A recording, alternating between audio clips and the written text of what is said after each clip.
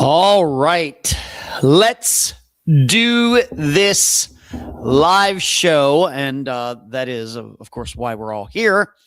It is February 2nd, 2026. Yes, Groundhog Day. And if you didn't hear, Groundhog says that we're going to have 6 more weeks of winter, which should be no surprise to anybody if they've been outside, even here in Florida, where it has been overtly chilly. At least the last 2 mornings, let's just say like 7:30 in the morning, it's been like 35 degrees. So, I didn't move to Florida for this. Florida is cheating on me, flirting with cold weather, and I'm feeling pretty disgusted about it right now. They tell me that this year will eventually get warmer. Allegedly, that's what all the other years have done. But right now, I'm not so sure. But that's what's been going on here. In my dad's place up in Renfrew, Pennsylvania, I think on Friday morning maybe or Saturday morning, I think it was -9 at 7:30 in the morning, which, I was thinking, I was trying to think back like when I lived in Pennsylvania. And by the way, I've now lived outside of Pennsylvania as much as I lived inside of Pennsylvania. I lived in Pennsylvania for 27 years. 1, 2, 3, 4, 5, 6, 7, 8, 9. 27 years and 9 months.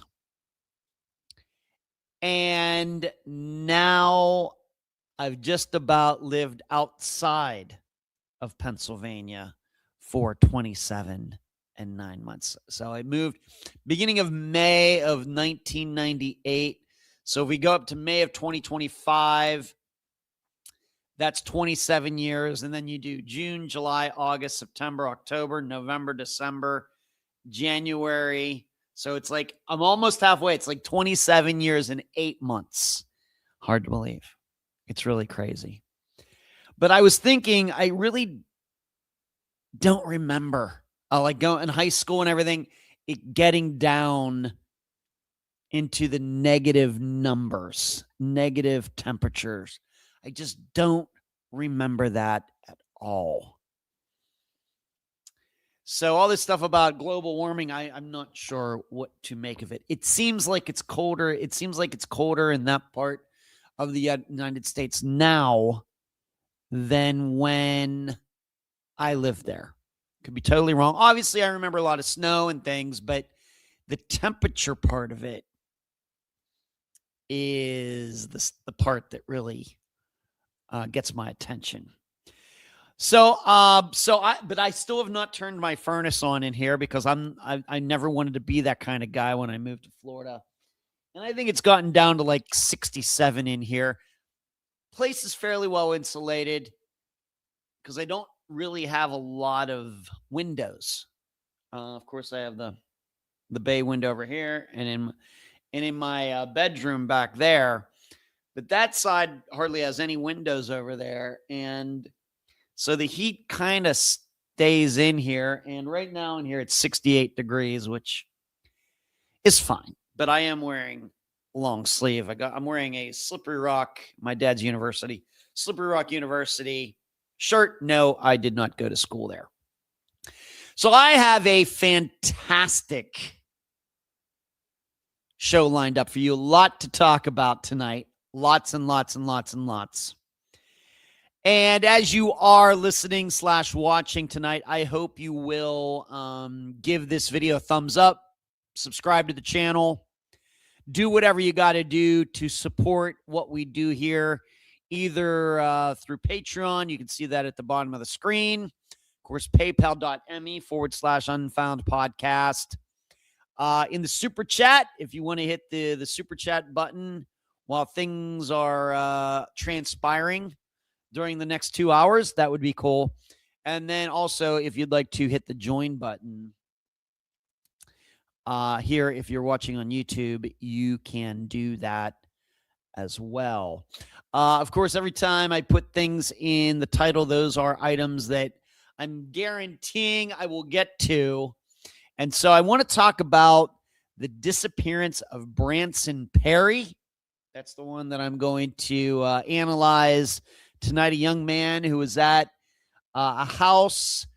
Was it a girlfriend or a female friend? And some other people were there, and some were working on a car, and he was doing something, cleaning up because his father or grandfather was getting out of the hospital, and then allegedly had a couple pair of jumper cables, like you use on a car, and he was taking them out to the shed, and he never came back, allegedly. So I am going to do my best on that one tonight.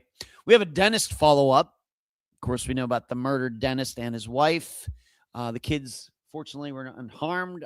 Person is in custody. Her ex-husband. Have a little bit of an update there. And then if you're wondering who Yessenia Norman is, that is the young woman who is going to be the topic of the Unfound now for this month. And actually, I did release it on Saturday morning. But I found out not long after that she was found deceased. And so I decided to pull the episode. I think it's still there, but it's unlisted. I didn't completely delete it from Unfound's catalog on YouTube, but I just put it unlisted. So it is not public. Very sad. And I want to talk about, I'm going to tell you a little bit about that. So I'm going to do my own shortened version of the Unfound Now episode that momentarily, for just a few minutes, came out on Saturday morning. But some of you have already asked me, are you going to be talking about Savannah Guthrie's mother is missing? I am going to get to that too. And I have some other things. We'll just see how far I get into all of this tonight. I guess I'll have to be quick about it. Let's see who's in here, and then I will continue. Hello, Charlie. What's going on? Good to see you. Fishing checking in. Lisa, I'm early to make up for being late last week. Yeah, good for you, Lisa. You know how to behave. Got to make up for it. Got to make it right. D, what's going on? I just got your message from inbox. I'm going to reach out. Okay, very good. We can't talk about that publicly, though, D. That's a secret right now. Hello, LaFord and Glenn. Hello, Glenn. What's going on from Michigan? What did Phil say? Did he see his shadow? Whatever it is, LaFord, or I think he did see his shadow, and so that means we're getting 6 more weeks of winter. I think that's the way it goes. Mid-50s in Colorado. Thanks for bragging, Charlie. Lisa, my Florida cousins are visiting Kansas this coming weekend. Just looked, and it's going to be warmer in Kansas than Orlando. All right. D, that's funny. D talking to Lisa. Hello, Amy. How are you? So what's going on since we all got together a week ago? What has been going on around here? Well, I still have no car, new car, or new used car, however you want to put it. But I did call on one today, and we're going to take a look at it. I can't go and look at it, but I think as of right now at 9:09 p.m. Eastern time, sitting here, I think I'm going to go get a local in that area to go check this car out, because I can't, because it's too far away. It's within driving distance, but that's like saying that my dad's place in Pennsylvania is within driving distance. So I'm not going to drive the whole way, to where it is and then check it out. And I'm not going to do that. So I'm going to get somebody locally independent to go take a look at this car and check it out. I've done the Carfax on it. It looks okay. And it's Carfax. It was in a couple very light wrecks, but the last was in 2019, and the owner continued to drive the car after, I guess, it got fixed. So the owner must have been pleased with the way it was fixed. And of course, when you're talking about a car that's over 10 years old, we shouldn't be too surprised that maybe had a little fender bender here and there. Maybe shouldn't be too surprised about that. But the title's good. There's nothing wrong with the title. It's a perfectly fine title, but it is it's a pretty sharp looking car. Pretty nice. They're all nice. Especially, of course, I have nothing against my Hyundai. It's been a great, fantastic car. As reliable car as I've ever had, but it's time to move on. But let's just all admit that Mustang GTs, even ones that are over 10 years old, have a little more cachet than a Hyundai Sonata. All cars have their place. That's why they're in the market. But the Hyundai, like I said, I can't say enough good things about it. But I do feel a little let down that the thing that is causing me to get rid of it, is because it's using oil. I don't think that I could have predicted that. I was thinking maybe, I don't know, just started nickel and diming me to death with little things going wrong, or the transmission goes, or it blows a head gasket or something like this. I didn't see this happening. But I'm continuing to drive it. I drove it today for a little bit. I'm continuing to drive it, but it is going away. Car's nice. This one I'm looking at where it is. We'll just have to see. We'll see what somebody independent. There could be many, many things wrong with it, and that's why I'm going to get somebody independent to look at it. I did talk to the place that's selling it. They said they had no problem with that. All right, so I'm going to make it happen. And if so, I'll go get it and bring it back to Florida where it deserves to be. But like I said, the car is pretty sharp. Has some miles. It's used. It's over 10 years old. Low miles for the year, but the good thing about the Mustangs, although they are very powerful cars, they have very reliable engines. The 5.0 that they put in them now, as long as you change the oil and don't do anything stupid, even if you're racing it or drag racing it, those engines are known to go like 200,000 miles. So don't want to get into that. I'm not going to give away what state it's in. All I will say is it's not in Florida. But I've been looking at cars, Texas, Arkansas, New Jersey, North Carolina, Michigan, because what I'm looking for is fairly unique. And I don't want to get into because people may be listening to this and they might suddenly get in the market, and there's just not many of these particular type of cars that I'm looking for. Even though they're Mustang GTs and they're common, it's a particular thing that I'm looking for. So there's not many, and we'll see. There's a few out there, but no matter, the bad thing is there is one here locally within an hour and a half where I live, but it's a convertible. And, I talked to my brother Brian about it. He's a car guy. I'm a car guy. Of course, we go to the auctions. We talk about cars all the time. And I'm not a convertible guy. It's a good deal. The miles are low, and it fits kind of what I'm looking for. Otherwise, it's like it's a nice car. It looks like it was well maintained. I did the Carfax on it, but I just can't do a convertible. I just can't do it. I had a Mustang convertible, 5.0 convertible when I lived in Las Vegas. I just learned that I'm not a convertible guy. It was fine. I had it for a couple years. I don't even remember why I ended up getting rid of it. I had it for at least a couple years, maybe 2002 to 2005 or 6. Can't remember why I got rid of it. Just can't remember. So this is a hard top. It's a GT. It's really nice. But is it mechanically in good shape and those things? And They do have a few things that go wrong. The rear ends in those, maybe after many miles, can start to whine a little bit, and some other things that maybe design flaws, you might call them. Those things will get checked out, and we'll see. But I'm not in any hurry. If I'm trying to sell my Sonata, I'll happily Uber and Lyft all around Pinellas County until I find the right car. If I get rid of my Sonata, I'm fully prepared to do that. I'm not going to be rushed. I'm not going to be pressured.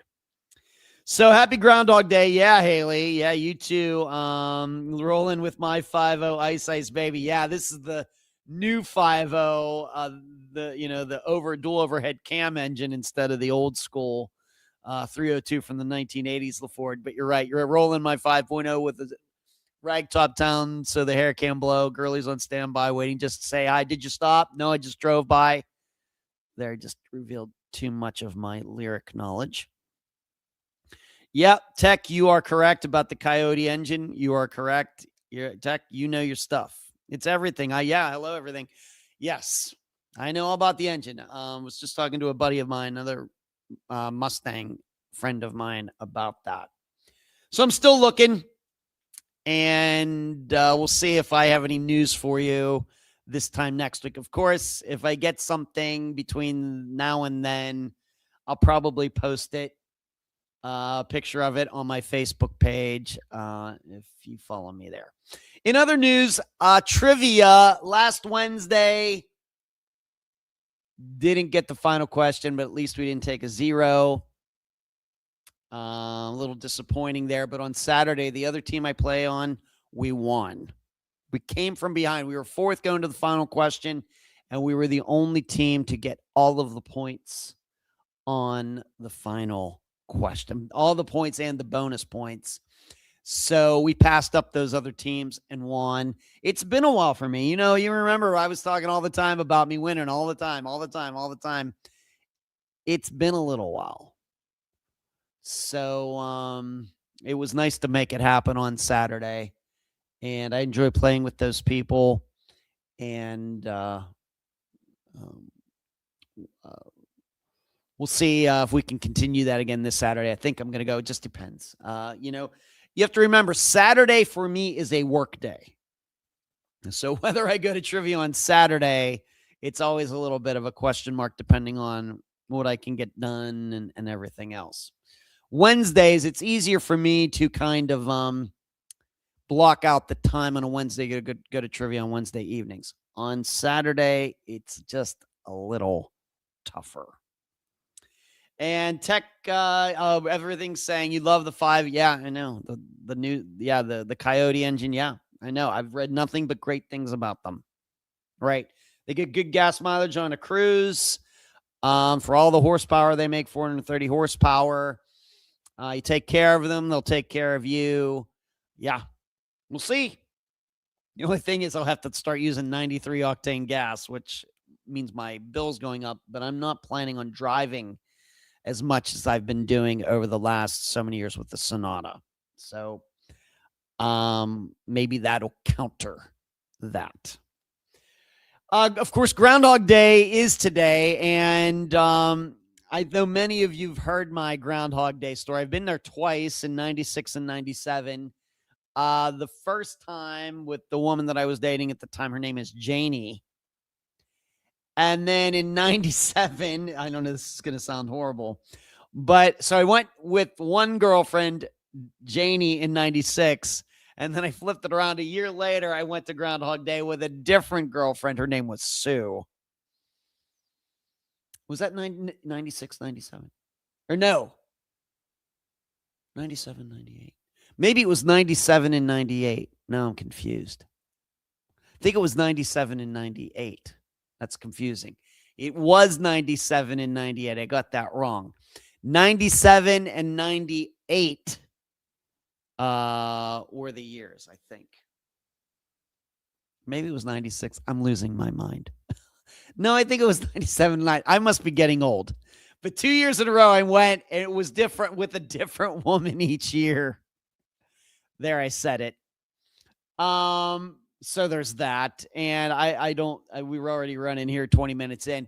The big story came from the first year that I went, when I had to climb through a school bus window and get in there to get out of where Gobbler's Notch, where they actually reveal everything, where it's not like in the movie Groundhog Day where it's down in the middle of a town. No, this is out in like the woods somewhere. And these buses were taking people up and then they were picking us up. It was a mess. It was muddy. It was raining. It was really, really packed. And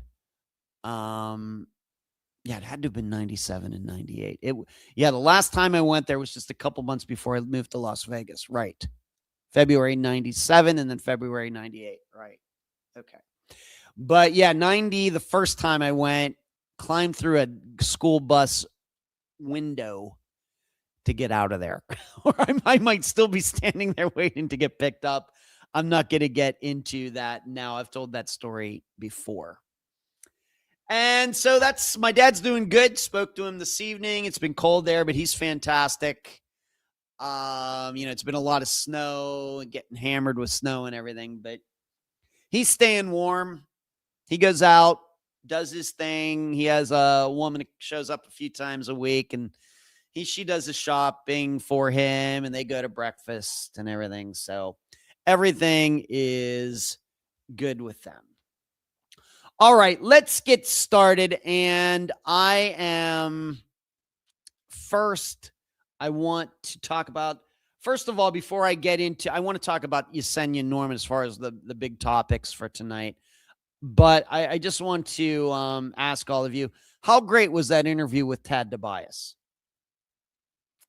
How great was that? That was something that came together fairly quickly. Just within a few days. I think it was on my mind because I knew that it had been 9 years since he last appeared. So it was on my mind in January. And I just thought, well, let's just see what he's doing. I had not talked to him in years. In fact, we caught up with our personal lives before we did the interview, and so much went on. I was like, yeah, I haven't talked to this guy in a long time. And then it came together just as you heard it. I will say that there was a part of the interview that had to be cut out. And it was because we started talking about something. And then Tad realized that he had signed a non-disclosure agreement with something that was he was filmed on, kind of like when I did the show for Steve Pankey going out to Colorado and all that, where I couldn't talk about it. Kind of the same thing on a particular trial that he was involved in. And so he did this great discussion on it. And then he was like, wait a minute, I can't talk about that. I was like, whoops. So I hope that when the show that he appears on eventually comes out, that I would love to have him back on, not to, of course, do another hour and a half, but to at least talk about, maybe just do a little extra audio thing to talk to him about this particular case. Because like I said, we talked about it. It was like, oops. He was like, oops, I can't do that. So there was actually two parts of the interview where it came out, and I had to delete both of them. I'm fine. I'm not bitter. Not bitter. Totally understand. It's fine. I mean, it was a great interview. But I've put it on my to-do list. When this show, which he's on, comes out, I'm going to try to have him back on. I think he'll probably say yes, because I think he felt bad about it after we did it, after it happened. So maybe it might just be 10 or 15 minutes. I don't even know. But I think you would certainly like to hear some of the behind the scenes, some of the things that went on in this particular trial in which, he had some involvement. But great guy. And I even have it in my notes. Of course, I don't do these live shows off the top of my head. I have my notes off to the right here. I would like to have more people like Tad on. The problem is there just aren't many people like that. I get, most police officers and sheriffs and deputies and whoever else don't want to talk to me anyway. And when they do talk to me, they don't tell me anything. Although one did, I will tell you, an investigator, although he's not technically the investigator now, but he was at one time. But he called me on a recent disappearance that was featured on the podcast, and we had a really good conversation. 45 minutes. I don't know if I learned overtly a lot, but we had a good conversation. And he'll keep me informed if there are any developments, but I don't think he wanted anybody to know that we were talking. So I have to just leave it at that. But what I'm talking about is people like Tad with the big view, the big overall view. Not an investigator on a particular case or something, but people who are doing, big things, wide-ranging things, national stuff regarding whether you want to call them disappearances or nobody cases, whatever you want to call them. There's just not many people like that. I just want you to know I'm not resisting talking to people like that.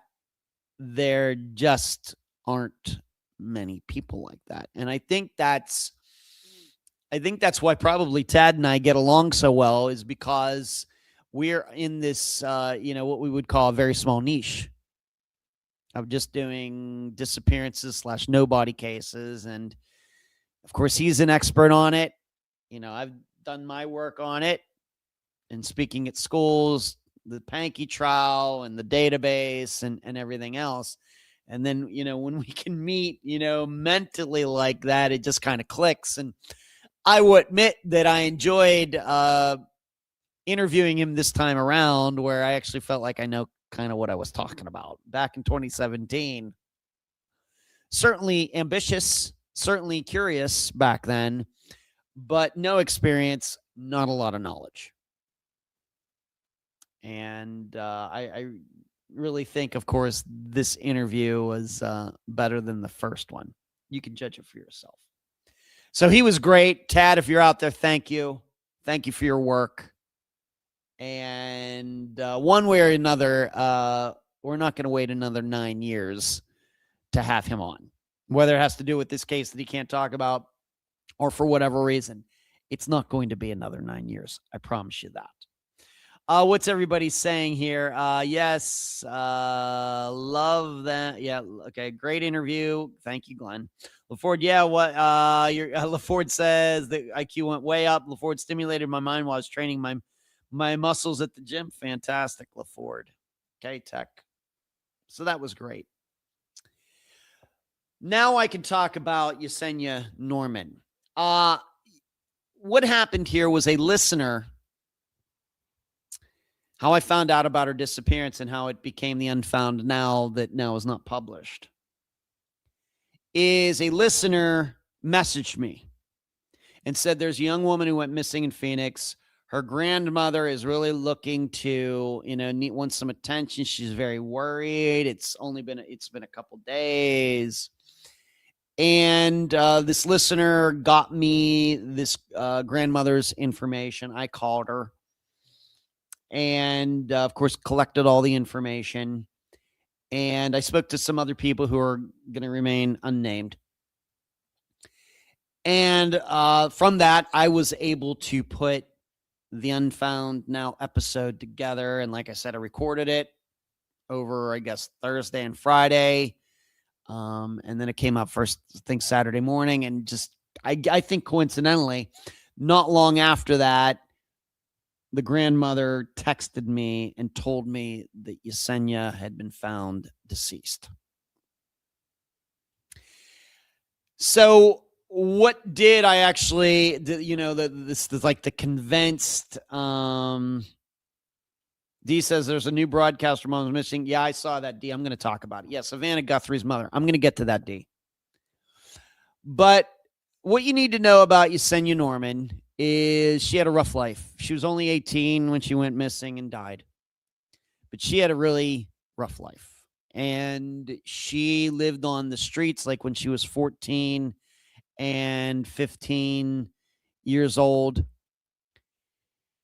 And I think kind of got straightened out. She was put into the foster system. And then once you turn 18, they kind of put you into a different facility. And actually, where she was living, kind of like an apartment complex in the Phoenix area. And she was living with two other young women who had actually come up through the foster system and had become adults as well. And she was getting ready to go to school. In fact, she was supposed to be going to her first day of school the next day, like the day after she disappeared. And it seemed like things were going, fairly well for her. But as I found out that, it's probably, we talk, this is not a new topic on Unfound at all. We can go back to, and you should know, by the way, before I go any further, it is believed that she was murdered. All right, so this is not a young woman who walked off and overdosed or something. It does appear that she was murdered. She was found, from my understanding regarding the map, in Phoenix, like 20 minutes away or 20 miles away. And she was found in an abandoned apartment somewhere else. And it's not very probable that she walked too far. So somebody did pick her up. There was a Ring camera of her leaving by herself. In fact, one of her roommates was there when she left. Really didn't think much of it. Didn't think nothing seemed unusual. And you watch the video, then nothing was unusual. She left by herself. The only idea you might get from the video is that, well, she really isn't dressed to be going anywhere.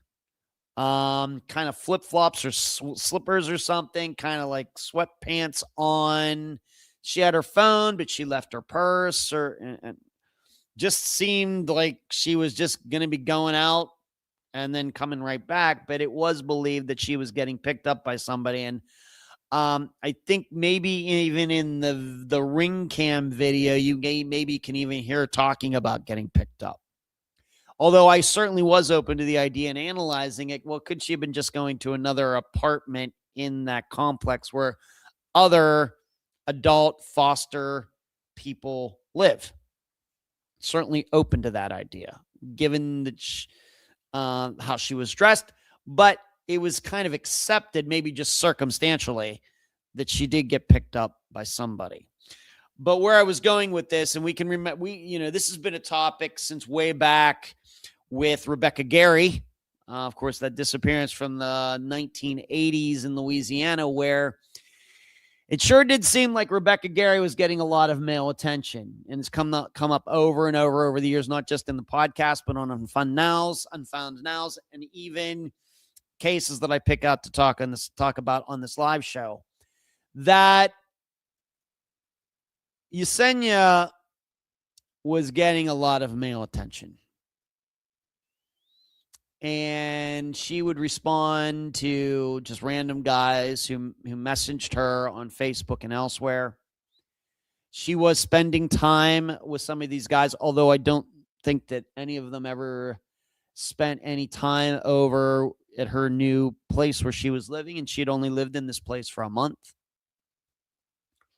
But it did seem that if there was some guy who, messaged her, she would respond back. And it very well may be that in the weeks before she went missing, she might have been going out with 3 or 4 different guys. Now, you should know that I did ponder on the idea that, well, was there some prostitution or something going on here? That was somewhat dismissed. But it does seem that she was not being very discriminating when it came to these guys. That's my impression. And we know how dangerous that is. And it has nothing to do with her being 18. It has nothing to do with her coming up through the foster system. It has nothing to do with, anything. What she living on the street has nothing to do with nothing. Has nothing to do with any of that. But it does have something to do if you are a woman, and I'm not making judgments here. I'm not telling, this is just an assessment and risk, an assessment of risk. That if you're a woman and you're a heterosexual woman and you're attracted to men and you have 3 or 4 or 5 guys in your orbit and you're trying to give attention to all of them because you like what they say to you and what they do for you and what they buy for you and whatever else they're doing, it's a risk. It's a risk. It just is. Doesn't matter ethnicity, race, religion, anything. Doesn't matter.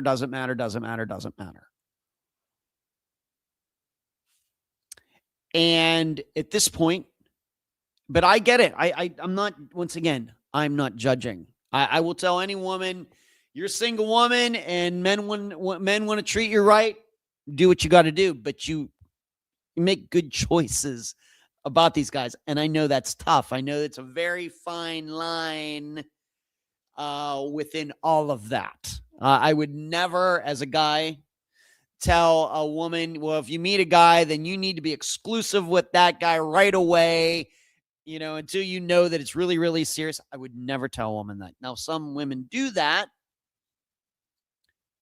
but, my idea toward all of that is much more flexible. But it's risky. It just is risky. So I think that the belief right now is that it was one of these guys who was giving her attention that probably did something to her, that she went out like that and seemingly, carefree, walking out the door and how she was dressed and everything. It does give the impression that whoever's car she was going to is somebody that she knew, whether she met that guy a few days before or a week before, a month before, I don't know. But it doesn't give you the impression that she was going to meet some new guy for the first time.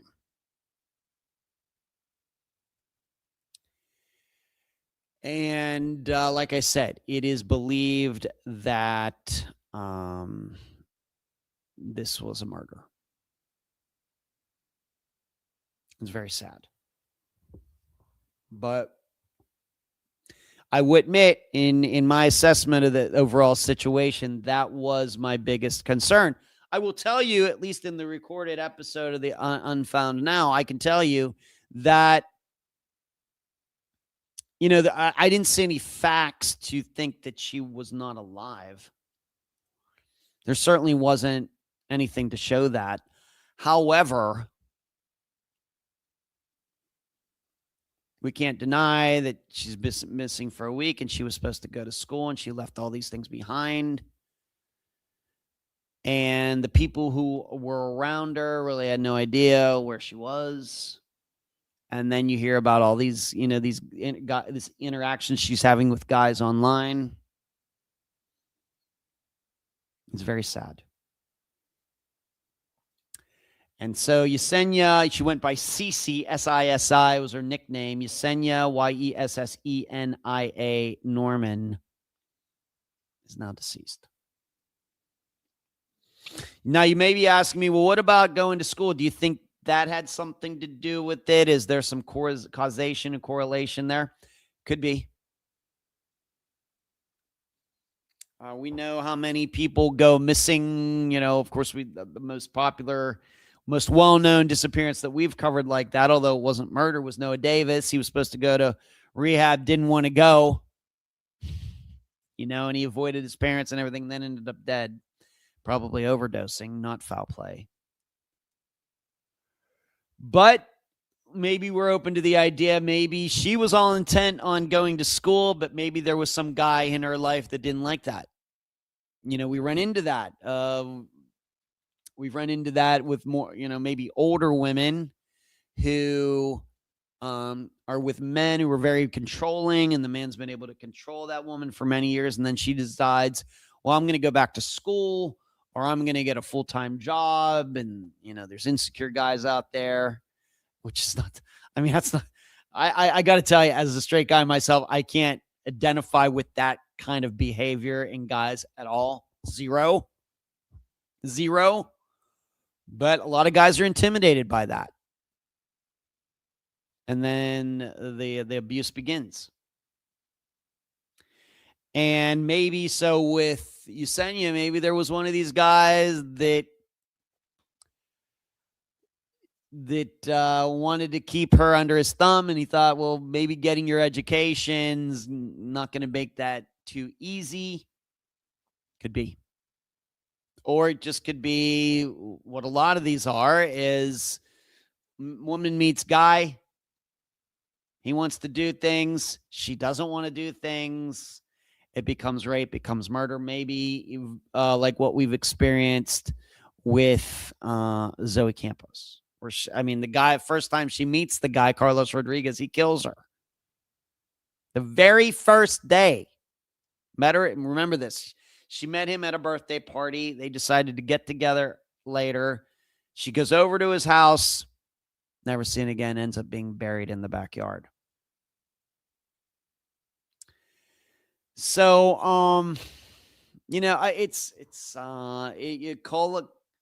Cole is asking me where the apartment was.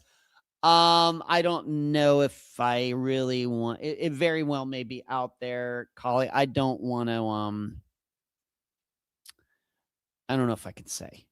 All I will tell you is the apartment complexes were not close to each other. I don't know if this information has been published or anything, so I don't want to speak out of school. I know what the addresses are for both, but I don't know if I'm allowed to talk about it.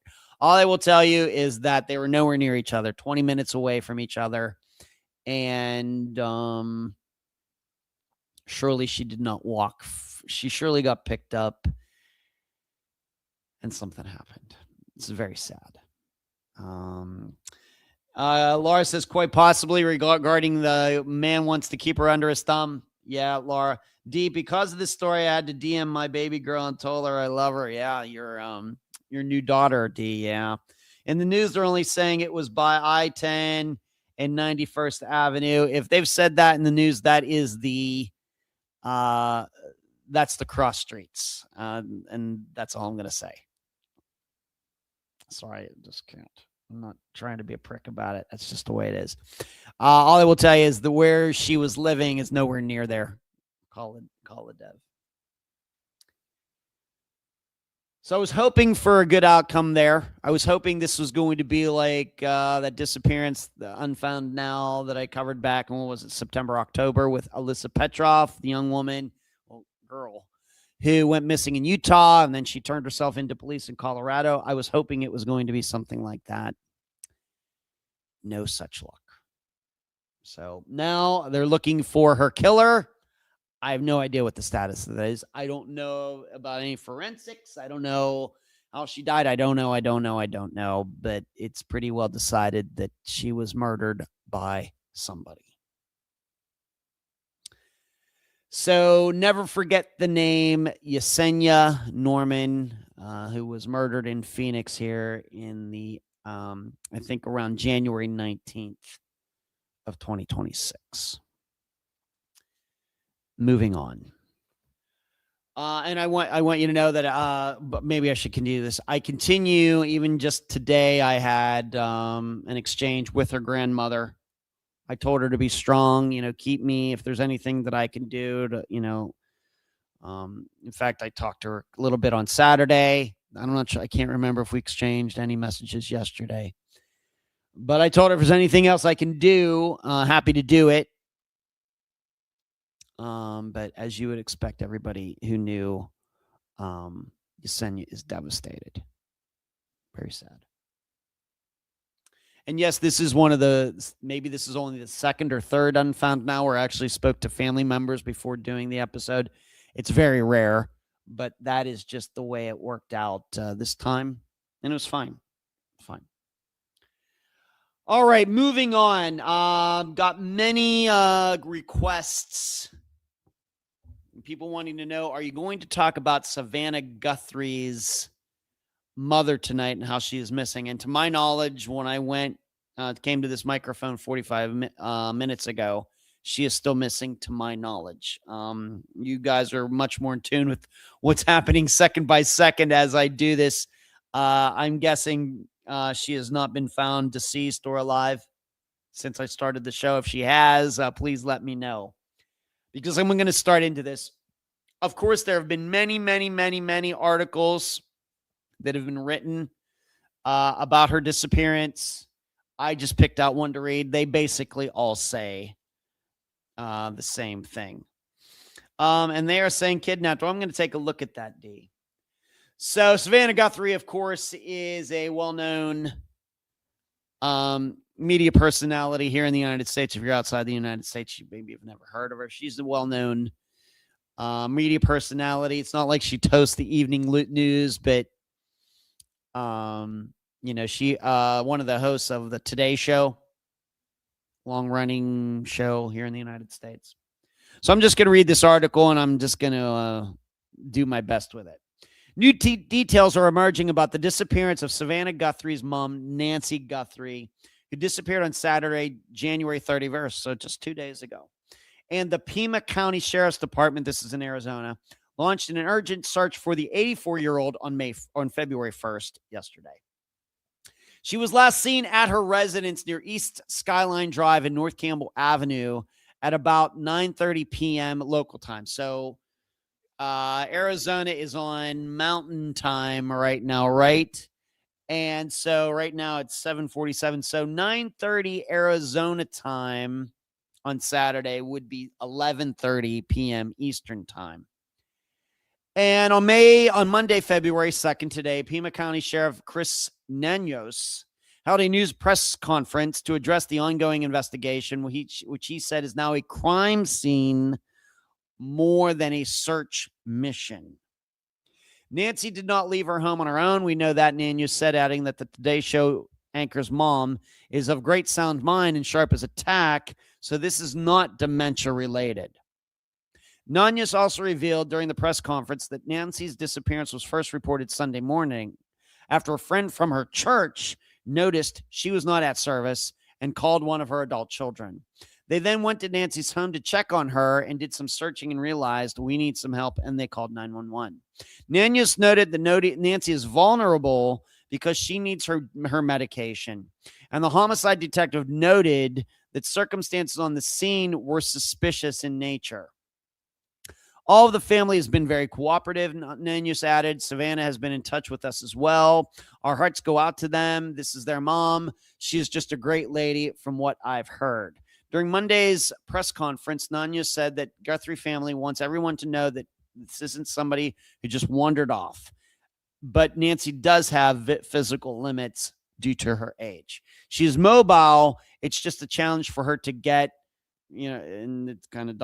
She couldn't walk 50 yards, Nanos said. So of sound mind, knows, everything, very aware of reality and memory and everything. But when it comes to walking, maybe nobody should be surprised.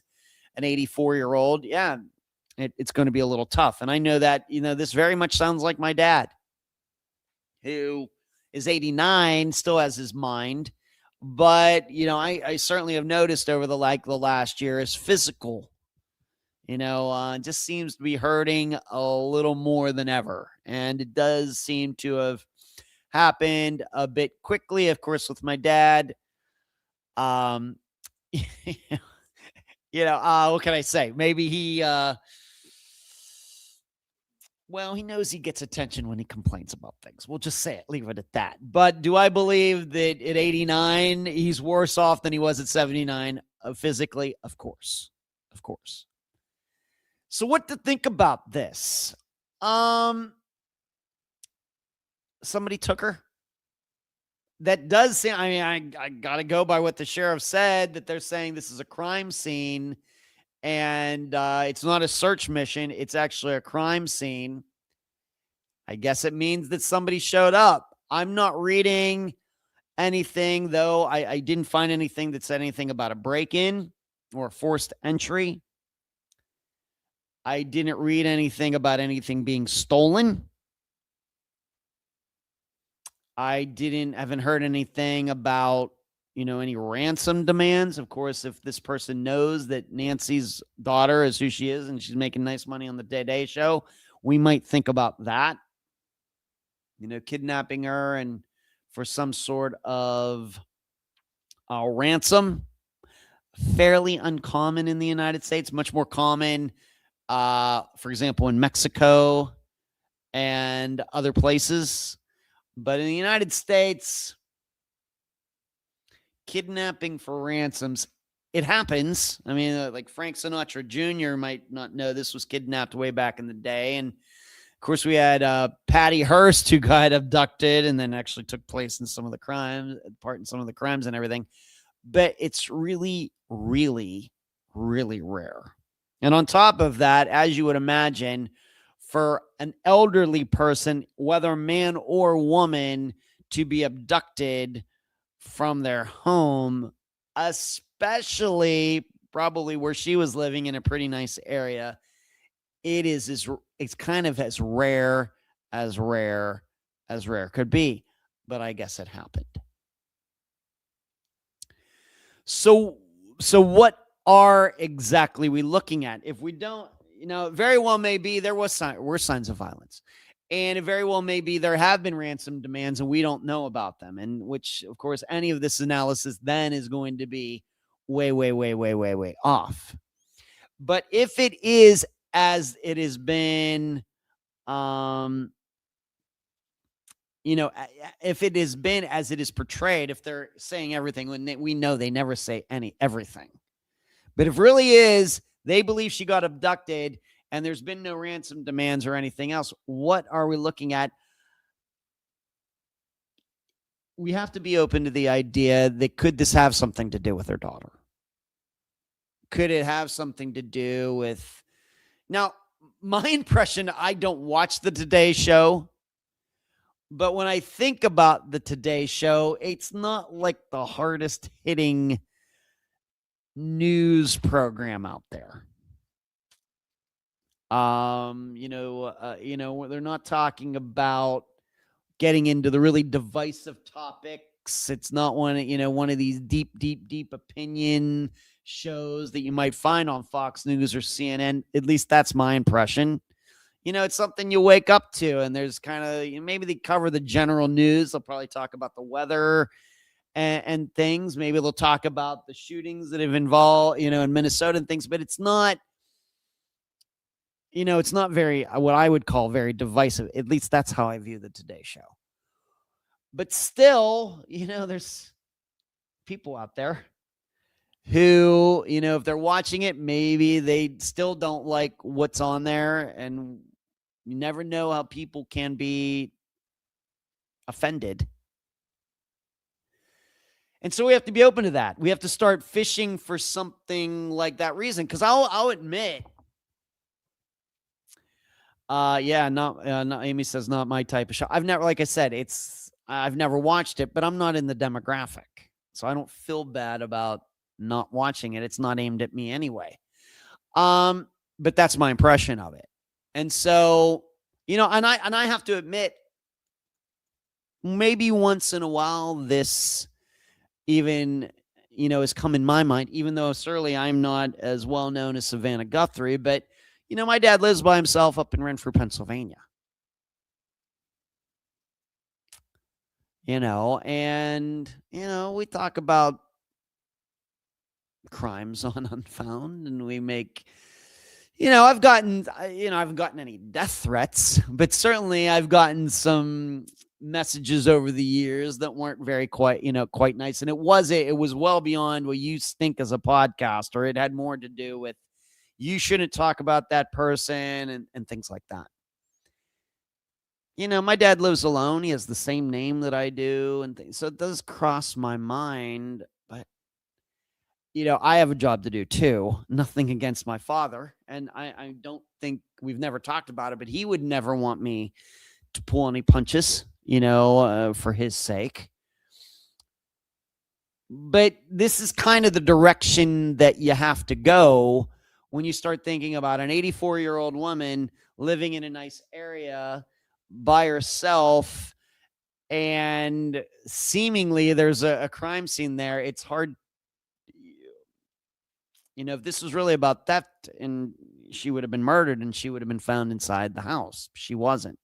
Somebody actually took her. So I have to admit, this sounds like, to me, like some kind of kooky person.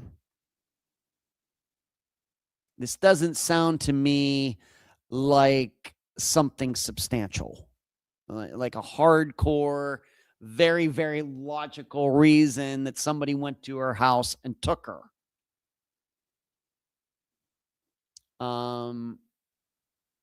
And I would be, once again, I would be shocked if in this area where she lives, they were having a lot of crime. I would be shocked.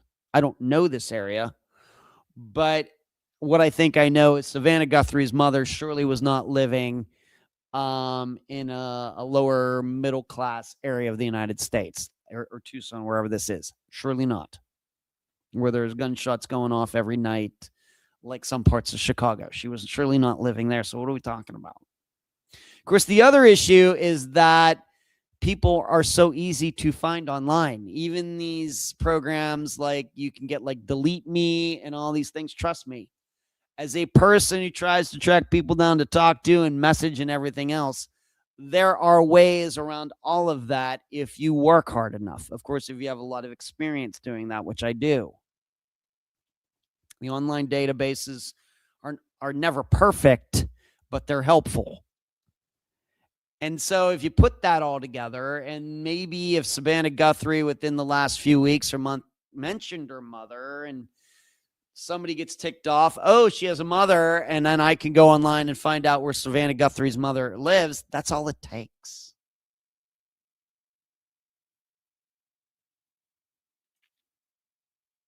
But we have to remember, old people being abducted is rare. If this was, of course, we have Janelle Matthews, who was abducted by Steve Pankey or whoever.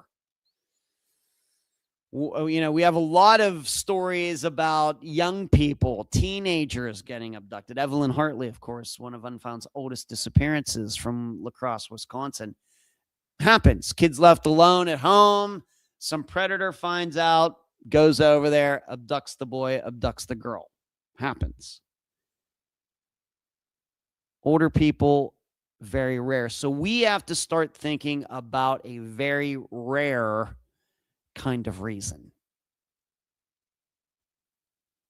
We have to start wondering, well, if this was a burglary, and why didn't the person just kill her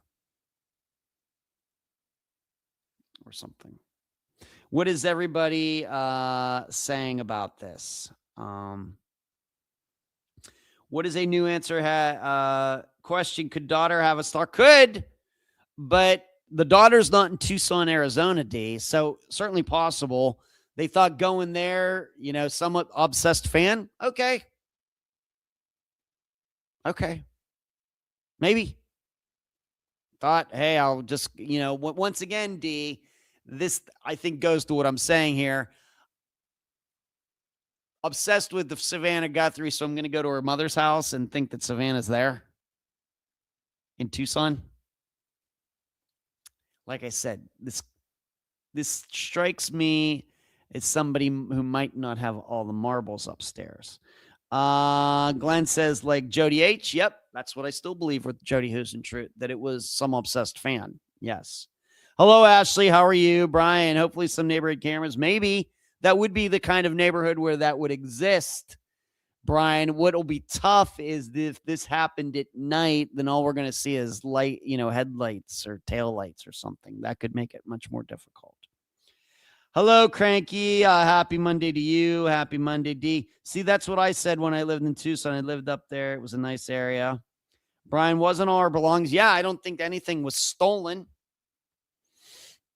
I don't think there's any signs that, she chose to go with somebody. Hey, somebody showed up. Hey, you got to go with me. And she grabbed her purse. I think that somebody showed up and she opened the door and that was that, I guess. D, okay, we know these people don't have brains. Well, that's not. Yeah. So that's kind of where I am. I don't know if that's what everybody was looking for or not, but what I want you to take away from this is a very, very, very rare type of abduction. If it's an abduction, it seems they think it's an abduction. So who am I to argue with them? It would certainly not be rare if we were to find out that maybe she wasn't having mental issues or something, but maybe she had a stroke. And that can, of course, mess up your brain. And she didn't know what she was doing and she walked off. It doesn't seem that is a possibility either. But if this were a walk off of an older person, common, whether they have dementia or not. You don't have to have dementia to maybe come to a conclusion that I don't want to be around here anymore. You know, what if we're talking about an older man who has chronic pain and nobody can do anything about it? Or somebody who was just diagnosed with pancreatic cancer and has a month to live or something. It doesn't always have to be dementia that people are, leaving their lives, walking off into the woods and never being seen again. But it seems at this point they've ruled that out, that this is a crime scene, that somebody showed up and took her. Unfortunately, we also have to be open to the idea this could be completely random. That whoever did this to Nancy Guthrie did not know that she was the mother of Savannah Guthrie. I don't think there are any facts to dispute that. It very well could be this was just completely random. Remember, we have to remember Michael Jordan's father. Remember he got murdered?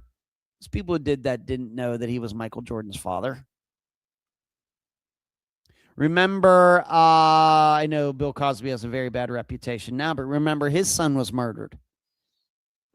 Those people didn't know he was the son of Bill Cosby. So even though we, as all the commoners out here, the regular public, that's kind of what we go to. Oh, it must have something to do with the famous son, the famous daughter, the famous mother, whoever else. It doesn't have to be that way. And I'm not even sure what the odds say about that. Random bad things happen to famous rich people too, and their children and parents and everybody else. I'm even thinking there was a well-known, some years ago, 10 years ago, I don't even know. There was a well-known, was she a talent agent in LA on Sunset Boulevard? She just got randomly shot for no reason. And it wasn't by some crazed actor who didn't like her reputation. I don't know, maybe she wasn't actually a talent agent, something along those lines. And it had nothing to do with her work at all. Even though she was well known within the in the industry, it was just random. So we just have to I think be patient with this. I don't mind people maybe throwing around an idea or two, but just do so remembering that this is overtly rare. And it doesn't necessarily have to do with her daughter being famous. Keep that in mind. I'm just saying, D, well, Pima Sheriff was talking and said there was a reason to say it was a crime scene. Okay, well, I guess we have to believe him. You know me, D. You know me. I'm not sure when it comes to these types of situations, I'm not sure they know what they're talking about anyway. I'm willing to give them a little benefit of a doubt, but I think that it doesn't hurt to maybe expand and push the limits a little bit with something like this, because we know how often they get things wrong. How many times have we heard police say, we think it's foul play, and then the person's hung himself out in the woods? So just remember that. So that's really all I have to say. Not the most insightful talk tonight, but I know it's important to some of you, certainly important to me. I wanted to talk about it, but we're not going to solve it tonight. I'm not going to solve it sitting here in Clearwater Beach, Florida. Let's move on to this. I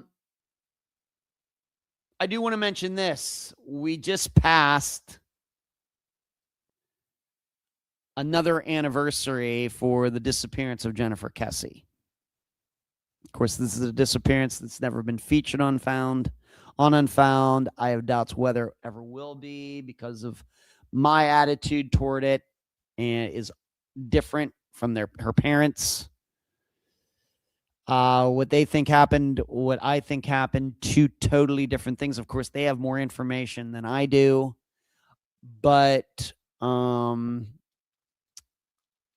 continue to believe that their assessment of the disappearances, of course, they're not experts in disappearances anyway. That has to be figured in there. But not having the wide range, and being able to tell what an abduction looks like compared to a non-abduction. And I would say Jennifer Kesse's disappearance looks like a non-abduction. But I will continue to say the same thing. I'm somewhat convinced her disappearance happened on Monday night.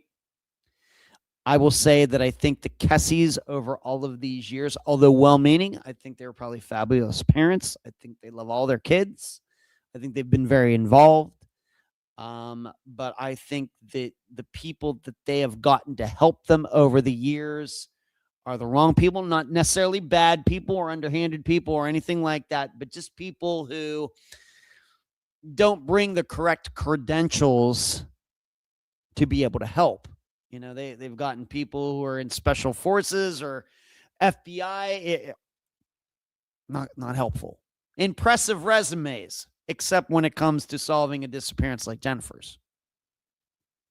I think they've just maybe fallen for the marketing that some people have brought to them about these people's own resumes and everything. Unfortunately, these people that have been involved have zero disappearance experience, zero experience with disappearances.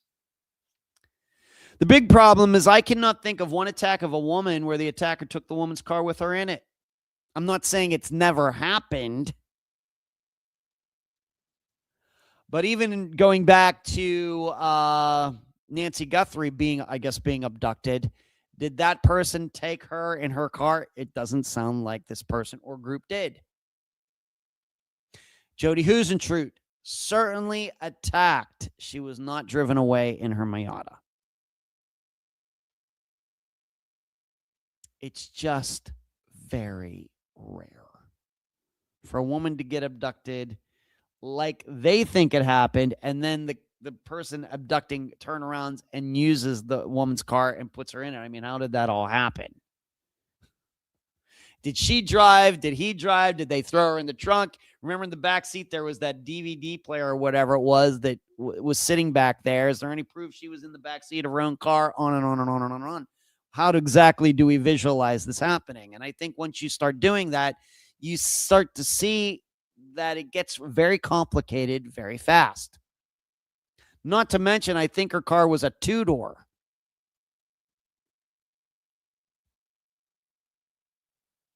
Like I said, I'm not saying that's never happened. It's just being that it can't pop up in my head initially. There mustn't be many of them. And so we must be doubtful that that occurred. Whereas there are a ton of disappearances that we can name where women got abducted and their cars had nothing to do with it. Remember that. I would also add, if this were a thing with, landscapers, and yes, I'll just say it, people here who maybe aren't supposed to be here in the United States, if this were a thing, this would be happening all the time. You know why? Because we got people like that doing that kind of work all over the United States, all 50 states, including Alaska, and, of course, including Alaska and Hawaii. And you just don't hear much about this. So my opinion is we have to start looking for reasons for Jennifer's disappearance that are more in the thick part of the bell curve. And guess what? Being attacked, abducted by landscapers, and then using your car and everything is not in the thick part of the bell curve. It is way on the fringes, or on one side of the fringe, whichever you want to pick. So there's that. Same thing, and of course they keep doing the same things over and over and again with Jennifer Kesse, and with the same results. And I will continue to also say, I don't know, some of you are kind of new to Unfound, but I've said this before, and Kathleen's even asking me, what do you think happened to her? I am the original night before guy. I will insist to the day I die that I was the first person, going way, way, way, way back to one of the first threads on Web Sleuth. I don't even know what username I was using at that time, way back to when it happened. I was the first person to write on there that I thought the disappearance happened the night before and not the next day. My reasoning continues to be the same all these years later.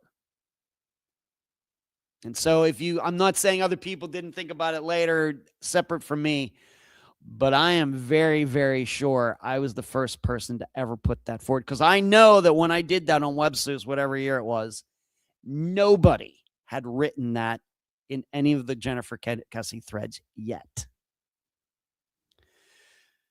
Let's see. He's seen something in the house, true, but there was something to do with the house that bothered him regarding the sheriff. Okay. D, what do you think happened to her? When did Web Sleuth come into existence? 2001, 2002, going back to then. We had I interviewed the woman who runs Web Sleuth now, if you're wondering. Like I said, I don't even know. I might have used a couple different usernames on there over the years. But Kathleen, what do I think happened to her? I'll just say it. I've said it before. I don't mind saying it again. I think that Jennifer had another man in her life. And I think because there's something that's very, very important, Kathleen, and everybody else, when you analyze something like this. You tell me when a cell phone gets turned off or loses power or stops pinging or whatever else, and I will show you when a disappearance started. It's not 100%, but it is one of the most solid ways to break down when a disappearance started. And I continue to make the point that I find it, even though people say, well, cell phone usage was different back then. I had a cell phone back then. I got the modern cell phones, 2003. And I find it very, very hard to believe the professional woman that Jennifer Kesse was, in real estate or real estate investment or something like that.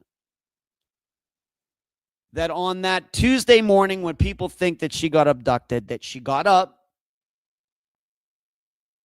took a shower, as her family continues to insist, washed her hair, dried her hair, did her makeup, picked out an outfit, ate breakfast, did everything that women do to prepare to go to work in the morning, and having that kind of job. Let's say it was an hour and a half. She never turned her cell phone on. Remember, she turned it off the night before, after I guess she had this argument with her fiance. They they had this great time, and maybe it was just, well, now they're back to their, way, separate lives, I guess, for the time being, and they're feeling all anxious and things. I don't think that's suspicious. But she shut her cell phone off. After that, it never came back on. Which means she got up the next morning, did all of that, and I guess was headed out to her car, according to many people, and got attacked, never turned her cell phone on. It just flies in the face of everything that we've covered about cell phone usage over the last 9 years. And I realize we're in that, this is before iPhones and Android phones and maybe before, all the other Palm Pilots, and maybe those were out or whatever. But that's what you have to believe. Does that sound acceptable to you? All of you watching tonight, I know you're well versed in disappearances. And you're all mostly adults, probably even adults back, over 18 in 2000, whatever it was when she went missing. Does that sound normal to you? She got up and did all of these things, even was headed out to her car, still hadn't turned her cell phone on. Now, I will say my assessment is that she turned her cell phone off after she spoke to her fiance because she was going to go do things and she didn't want to be called. She took her shower then. She got her outfit out then. We don't even know what she wore to work that day. I think she took her stuff with her because she was going to go stay over someplace and go to work from there.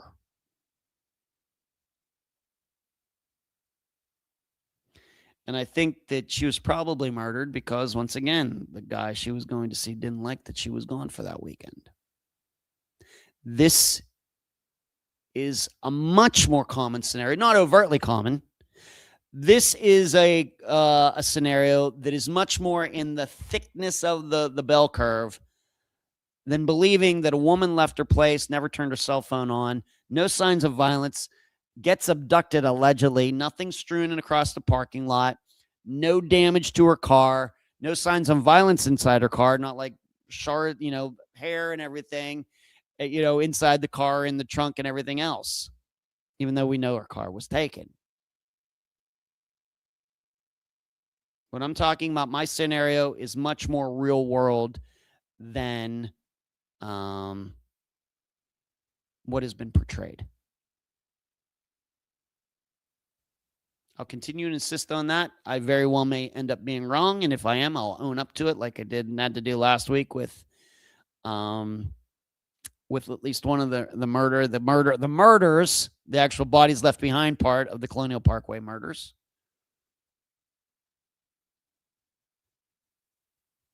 But to think that, nobody heard anything, nobody saw anything that morning, I realized a little deserted. What were they doing? Waiting as a group for her to come out? These people work in groups. What would they all do to get together and scheme to do this? This seems unlikely.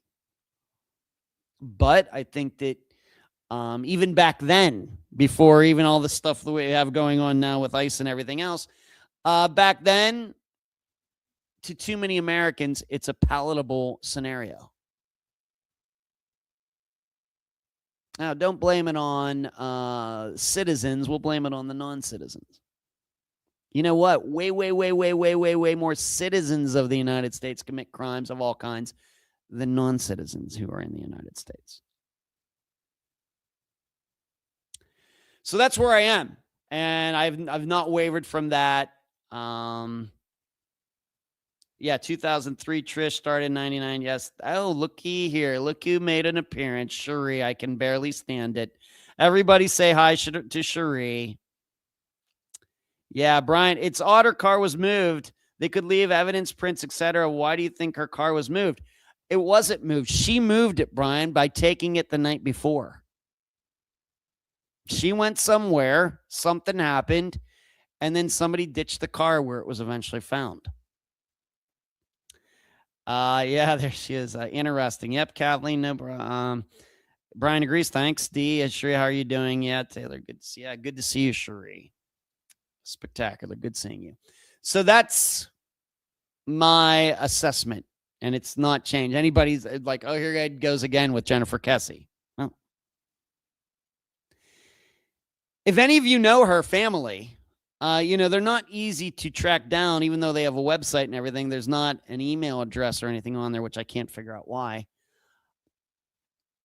You might tell him, there's this guy, Ed Denzel, who maybe doesn't want to have you on the podcast, but, he has some things to say, and you're probably not going to agree with him, but he's smarter than anybody you've talked to so far. If somebody wants to do that, I won't stop you. All right. Just so you know, I'm not resisting. I just don't want to have arguments with people. I don't have the time. If they want to be open-minded, I don't think they do. That, really, what parents, what kind of parents really are going to be open to the idea? Yeah, she had a fiance, but she had a boyfriend as well. Who wants to, I get it. I get it. And, and I realize it's the worst luck in the world that video worked the way it did. You didn't get a continuous video. It's just snapshots. It has to be the worst luck in the history of disappearances. If it's a regular video camera, and of course, there's no way that the person who ditched the cargo there could have ever known that. Even if they knew that, there's no way they could absolutely time that out. It was just bad luck. It's horrible. Horrible, horrible, horrible.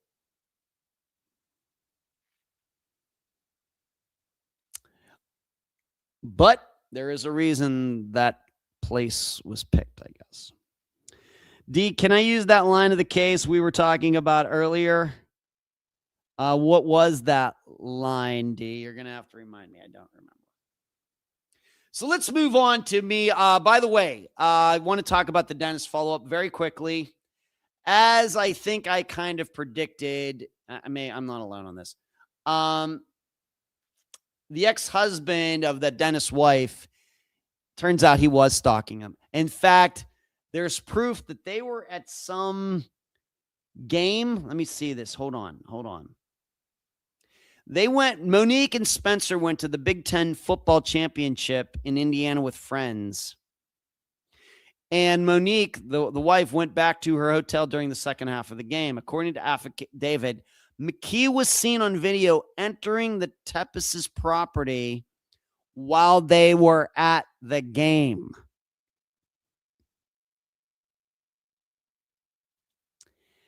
And he had been threatened Monique's life, telling her he could kill her anytime, and had been stalking for a while. So I think, if we want to think about what scenario this exactly was that this ex-husband used, of course, everybody's wondering, well, how did he get in the house without any, with no signs of forced entry or whatever else?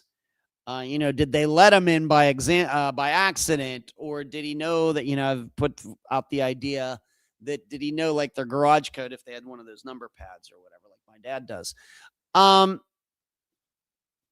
What it could be, it's maybe this is kind of an original Night Stalker type of thing. Remember with the original Night Stalker, what would he do? He would go scout out homes before. He would know who lives in that home, be scoping it out. He would go to the house while the woman was gone or the couple was gone, and somehow he would find a way inside the house so they wouldn't realize that their house had been penetrated. Somehow he would figure out, he would have all the time in the world because they're not there. Maybe figure out a way to open a window or crack something open, something like that. And of course, we know back in the 80s, houses were a lot less secure than they are today. And, he would set things up. So then when he came back at night, he could just slip right in. It wouldn't take him any time at all. We know the original Night Stalker did that many, many, many times. He mastered that. I think we have to be open to the idea that this ex-husband might have done the same kind of thing.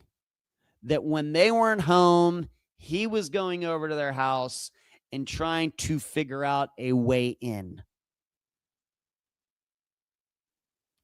And then he finally did set things up, and then that is the night that he used that opening to sneak into their house and kill them. Now, I know, this is why the original Night Stalker terrified. I mean, we've had a lot of rapists in the history of the United States, but what was the thing about the original Night Stalker? That he just seemed to, just go through walls. And I can't imagine being in those areas during that time and, just seemingly able to get into any particular house, anywhere, no signs of forced entry or anything.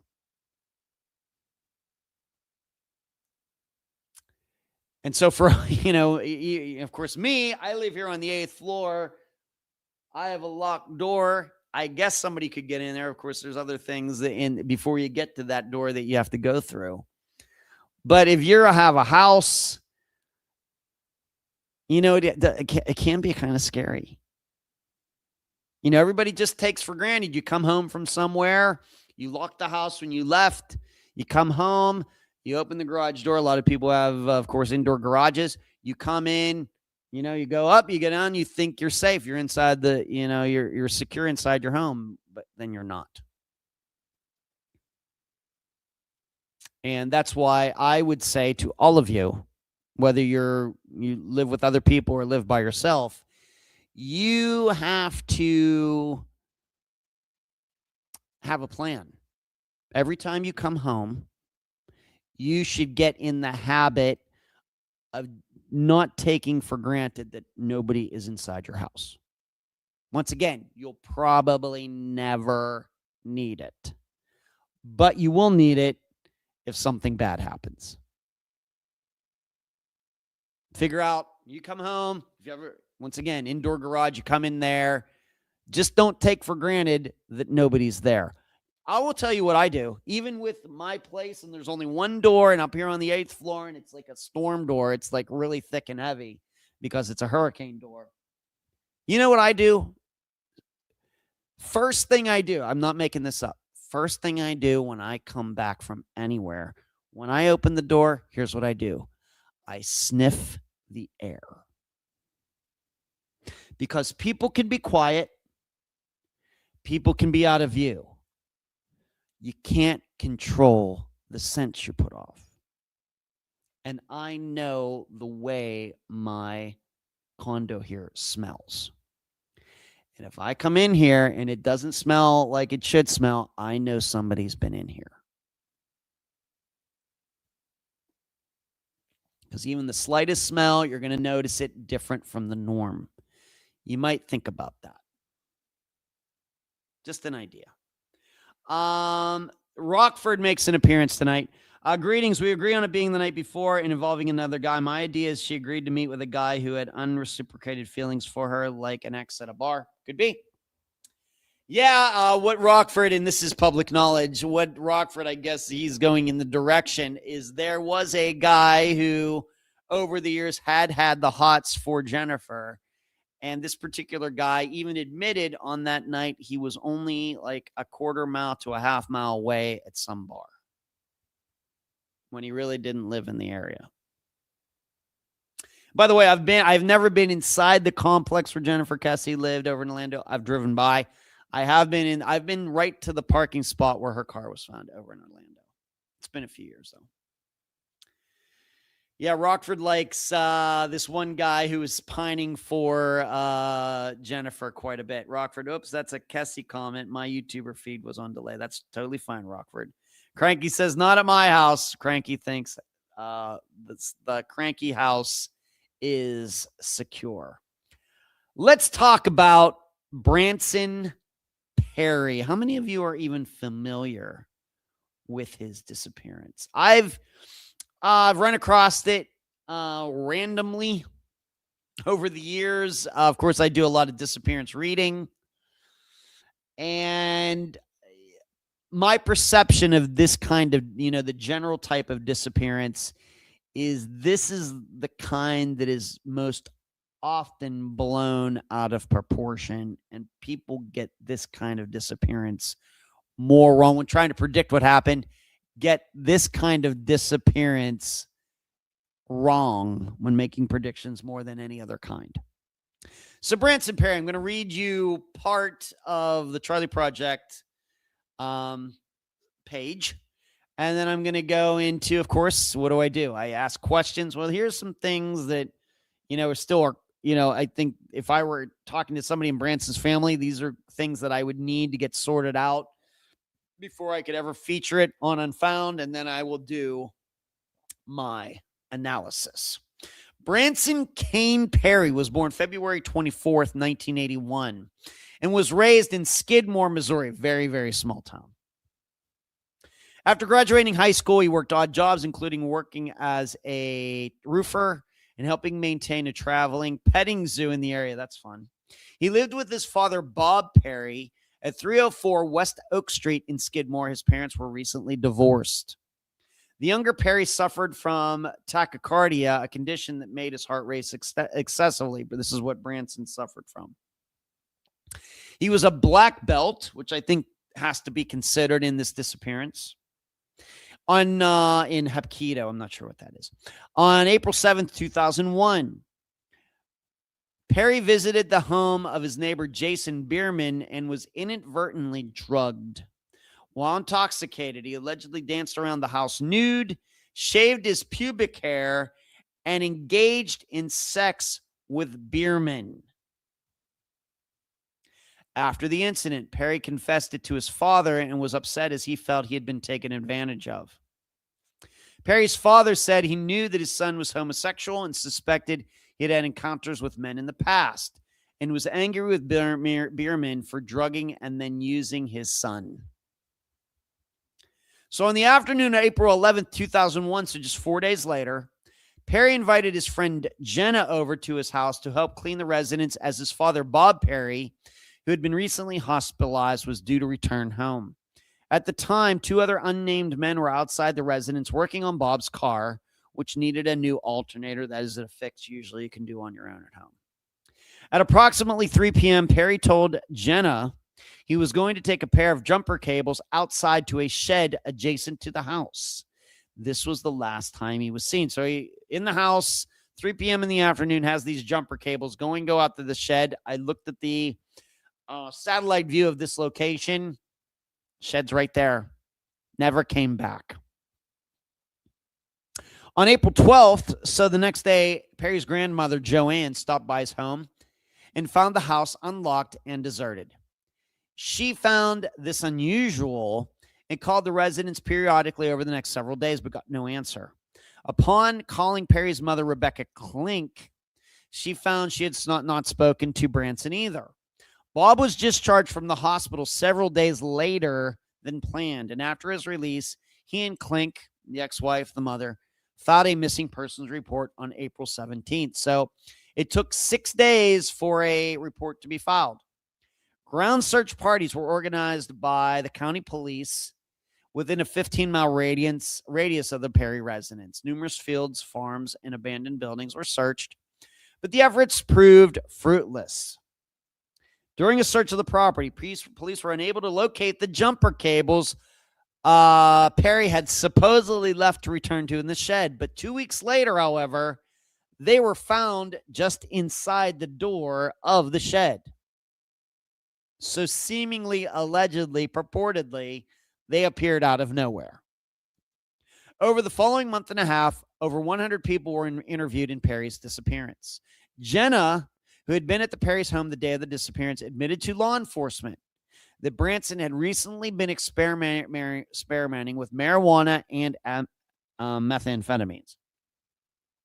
A family member also informed police that Perry had a bottle of Valium in his possession the day he disappeared. Law enforcement questioned drug acquaintances of Perry's in St. Joseph, Missouri, but all stated they had not seen him, and each passed lie detector tests. Further investigation into the local drug trade was undertaken, but no discernible leads were uncovered, despite rumors that Perry owed drug dealers money. Bob initially suspected that his son had left to stay with his friends in Kansas City. Because Perry did not have a working car at the time, Bob presumed he may have hitchhiked. Now, some additional information. Not long after all this happened, a house in the next little town over caught fire and was destroyed, and people seem to believe that this was some kind of trap house, drug house, something like that. And of course, they threw around the idea, did the burning down of this house have something to do with Branson's disappearance? Of course, we have to remember this disappearance is now it's going to be 25 years old. Of course, it's happened even before September 11th. Also, there was a guy, Jack Wayne Rogers. Was he a preacher or something like this? He was found to have written, he was a sex offender, and he was found to have written things, some very explicit, horrible things online about raping and killing a description of a man similar to what Branson Perry looked like. So there's that. Written some things online. And allegedly, there was a necklace in this guy's car that resembled the one that Branson wore. But in reading what I did, that they do not believe that this Jack Wayne, of course, Jack Wayne Rogers claimed he had nothing to do with it. In fact, I think he passed a lie detector test, as did all these other people. And he said it was just me writing whatever I want to write. But he is a criminal, I think a sex offender. I think I remember reading that. But the police do not take him seriously as a suspect. So what would be good to know? So here we have it. Guys at his father's house cleaning it up. There's two guys working outside in a car. This young woman with Branson inside. He says he's going out to the shed to put these jumper cables back. Never returns. He and the jumper cables go missing allegedly. And then 2 weeks later, the jumper cables reappear in the shed, but he is still missing. Now, you may be wondering, well, what would be good to know? What would be big-time questions that need to be asked if we were to do proper coverage, or I were to do proper coverage on Branson's disappearance? Well, of course, we heard a little bit about Branson's life, that he had been raped just a couple days before this. Well, what was going on in Branson's life? What was the connection between him and this guy? Why would this guy do that to him? Were they just both so hopped up on drugs that they didn't know what they were doing? What exactly was going on even before this happened? Remember, disappearances are about people, not circumstances. So it really, really need to get a handle on that. Would also need to know, well, what was Branson's mental state, emotional state, after finding out that this had been done to him? I don't think anybody's going to be happy about it. But whether people can live with it or not, all depends on the person. We know that, if we want to, what's much more common, of course, women being raped by men. We know that some women get raped and commit suicide. Eventually can't stand it. Whereas a lot of most other women, it's managing that how the best that they can, and some manage it very well, and some don't. I think it always hurts, always. But some women, of course, maybe don't commit suicide. Maybe they become addicts or mental health issues. And then some other women, they still deal with it, but they find some way to not become an addict or have big time mental health issues, but it still affects them. There's all these different ranges. So for Branson, where would he have been in that range? This is important to know. Of course, the big question is, what did these other people do when Branson disappeared? Of course, there were two other guys there and Jenna there. What, you can't find it anywhere. Well, what did they do when Branson seemingly just disappeared from the property? We don't know. Certainly sounds and looks suspicious. But on the other hand, it it doesn't seem likely that if they all had something to do with Branson's disappearance, that they could keep their mouth shut all these years. You'd think one would have rolled over on the others, but I'll continue. So Jenna noticed it. Did any of these guys, these two guys working on the car, did they notice that he was gone? If we're going to treat this very innocently, did they notice he was gone? Did Jenna and those guys talk about it? Did she come outside to them and say, hey, you guys seen Branson? He was just here a minute ago. Did the three of them even talk about it? In addition, if they're saying they worked on this car and were fixing the alternator, did the car get fixed?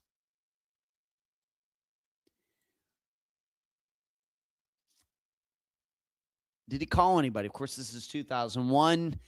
Probably no cell phone, but the house had a regular phone probably at that time. Any proof that Branson called anybody while he was there? He called anybody? Did any calls come in? This might be, this I think would be important. How far were they into their cleaning? Remember, the reason Jenna and Branson were there is they were, the father was coming home, kind of trying to make things nice for father coming home. That's probably more than I would do for my dad. But how far were they into this cleaning? Were they done? Had they just started? Just to put it in the timeline. What was the plan for the rest of the day? After they finished cleaning, what were they going to be doing? And then as far as this fire down the street or in another little town, what was the cause of that fire? So let's take a break here and see what everybody is saying. Brian says he's read a little bit about Branson. Brian says 300 plus people in the town. Yeah, very small. If you're driving through that town, you blink, you're going to miss it. Sounds like a G.G. Allen show. I don't even know what that means. Cranky, I don't think the jumper cables mean anything. Not to ruin it, I don't think they mean anything either, Cranky. Or they may. I'll touch upon that. Hello, nurse. What's going on? Brian, seems like he got a ride on the way to the shed, but odd the jumper cables appeared 2 weeks later in the shed. We didn't get a ride. The shed was right there. It was in the backyard. He's in the house. The shed is right there in the backyard. So all he needed to do was walk out the back door, do that, and come back, and somehow he disappeared in there, Brian. The shed was not down the street. Just we're clear on that.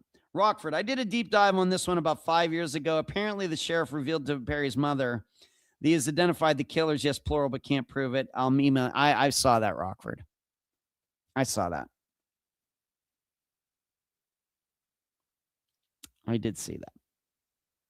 You know how I think about those things. We got the killers identified, but as Rockford, of course, we just did the no body episode.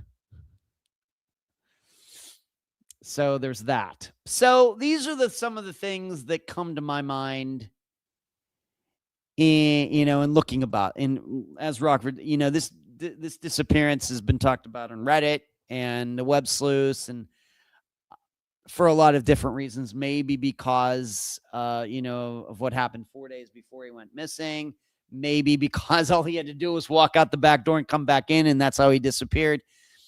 You can see why people might get into a discussion group and, have a lot to work with. Let's just put it that way.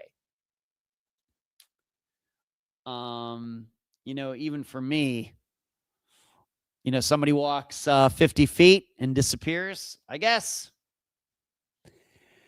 So here is my analysis of this. And like I said, Rockford's writing in there that the sheriff's identified 2 killers. Yeah, and he's just comfortable with those killers walking around or whatever they are. It's one of those things, Rockford. Is it true, or is the sheriff just saying stuff? My opinion is too many sheriffs and other people, they just say stuff. As I stated before, this is the kind of disappearance that is one of the most misunderstood. this is the kind of disappearance where an overwhelming amount of people will think this is foul play. And it ends up most of the time that it's not. Okay, we've seen this before, kind of like with Jay Lushball, Crystal Morrison, Noah Davis. People who seemingly walk off for no apparent reason that can be noticed. It's not clear why they would do that. Once again, we have to throw logic out the window. But then it ends up, and so we're thinking, well, there's, because usually the thinking goes like this.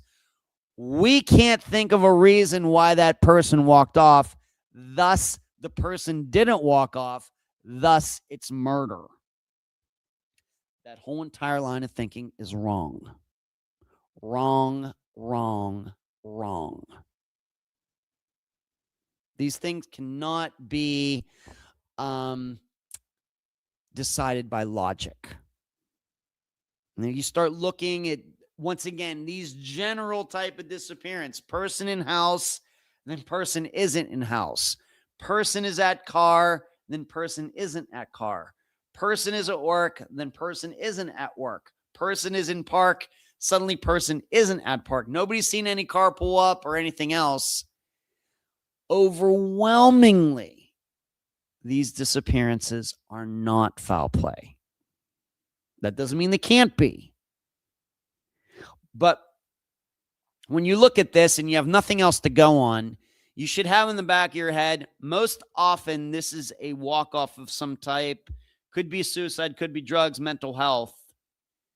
And the foul play part of your brain, thinking should be kind of put to the side unless something pops up that it's obviously foul play. That is the way you have to handle it. That's the way you have to do it. But because people get so locked into logic, there's no explanation why the person would have walked off. Thus, the person must have been taken. Faulty thinking. That's why so many people get these kinds wrong. I think it's the reason that my percentage is so high, like 89%, because on most of these, at least in the last 6 years, at least, these kinds of disappearances, I don't go to foul play. I go to walk off and drugs or something like that. That's why I got Noah Davis right. That's why I got Jay Lushball right. Despite the guests and other people pushing these angles, what must have been murder because he wouldn't have done this and he wouldn't have done that. And they're, pointing fingers at the woman in Jay Lushball's life, and it just never rang true for me. Matthew Braswell, Brandon Barron, on and on and on.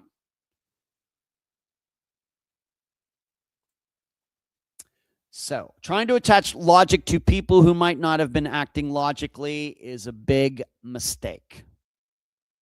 As soon as you start thinking he wouldn't have done that, well, we don't know what people would or would not do, especially if they have a history of drug usage.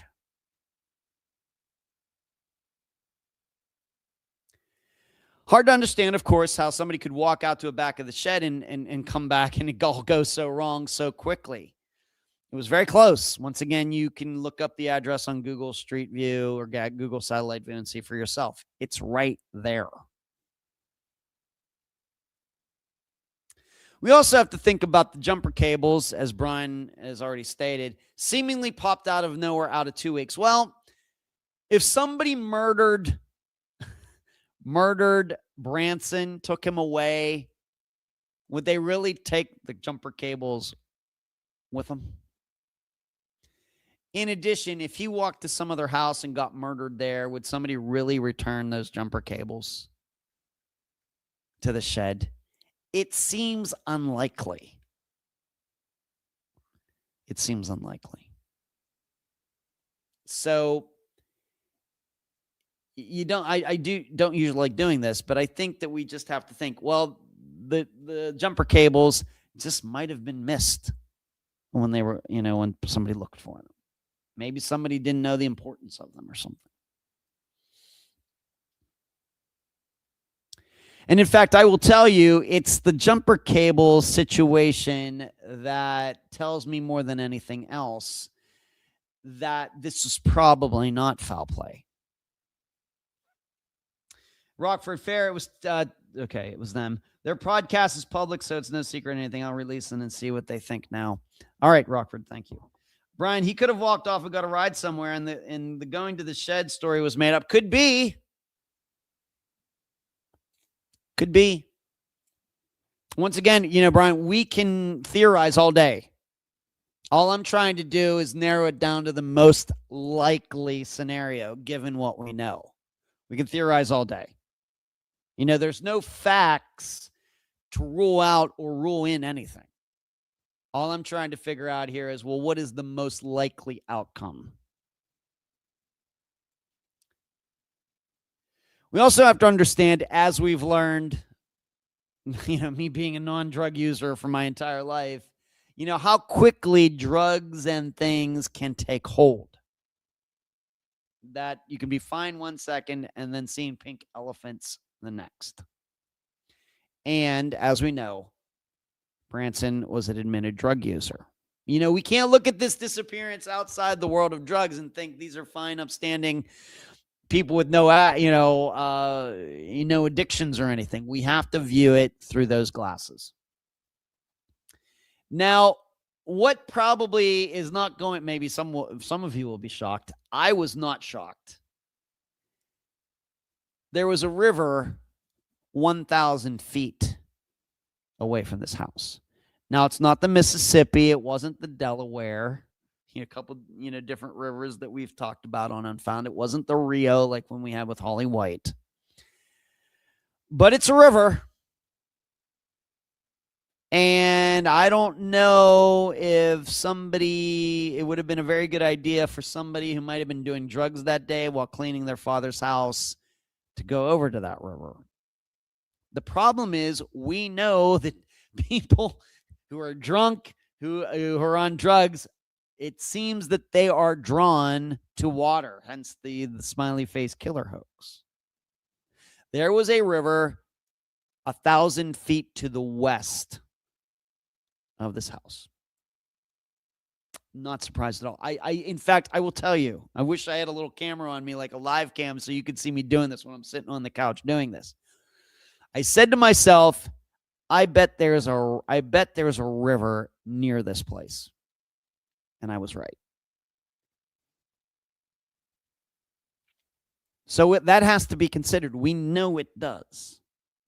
Because otherwise, there aren't really any woods or anything in the area. And of course, it's been 25 years. If it was like Daniel Villarreal and he got caught in somebody's outhouse or pool house, I think that would have been discovered by now. But maybe this is one of those things, he got stuck in some abandoned building's chimney or something. I guess that's possible. The drug house was 7 miles away. The one that burned down. What, did Branson walk there? And, even after all these years, maybe that was a cover story. We was taking the cables back. If he was going to get drugs, you don't think he would have told Jenna that? And I could see maybe originally you're saying, well, making up stories. But all these years later, and we have to remember, Branson had his van and it was there. He didn't drive it. So he wouldn't have had to have gotten picked up by somebody if he wanted to go get drugs. I would also say, going to this Jack Wayne Rogers guy, if he did this, Branson fell for the same thing again. He got drugged again and got raped by somebody else. It seems unlikely. These new suspects, being Rockford, that you brought them up, I can't help. I have it even before, I have this, Rockford, in my notes. I'm reading these new suspects, so I am aware of them. I did see that. I'm going to just read what I typed earlier today. I can't help but think this is just the police have nothing else to do. They got nothing else to say. They got nothing else to do. They want to seem like they're on top of it. Well, we have a couple guys that we like for it and everything. This is exactly what that cop said. If you watch the Zodiac movie, and I think this was said in real life, the murder that happened down in Southern California that they tried to connect to the Zodiac. What did the police say? Well, we got a guy we like for it. That was in 1971. That murder is still unsolved. Police say that a lot, and they get away with it. They shouldn't. Now, Jenna and the others did nothing, but we don't really think that this was some type of conspiracy, do we? And they've stuck together all these years together. This once again sounds like Noah Davis when people were trying to market the idea. It was a bunch of people who caused Noah's disappearance, and they were all covering for each other on and on and on and on and on. And now we know none of that happened. Didn't happen. So I think I'm going to come to the very controversial conclusion and the non-interesting version, non-interesting theory. I think he went into the river. Now you're going to say, well, he wouldn't have done that. Why would he do that? I don't know. I don't have to explain why. I just know that it happens. Just like with Shane Fell, I think pretty much most people, I know there's the stragglers out there. Most people think that he went into the Mississippi River after his car wreck. Makes no sense. But he did it. He probably did do it.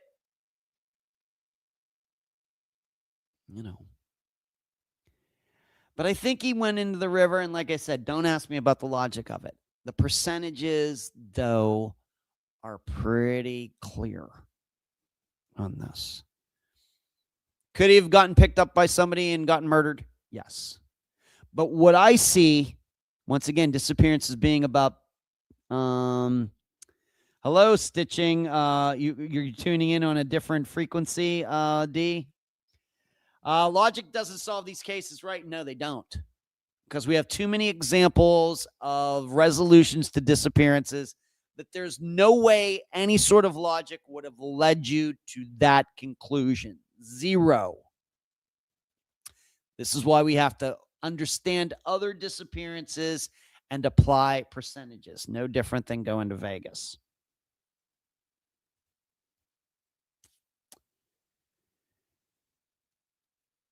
So I think this is what happened. I look at a young man who just got raped. I'm wondering what that did to him mentally. He obviously already had some addictions going on. We have to believe that maybe that's what was going on at the house that day. And the fact is, people who are addicts on drugs walk off all the time, maybe don't even know what they're doing.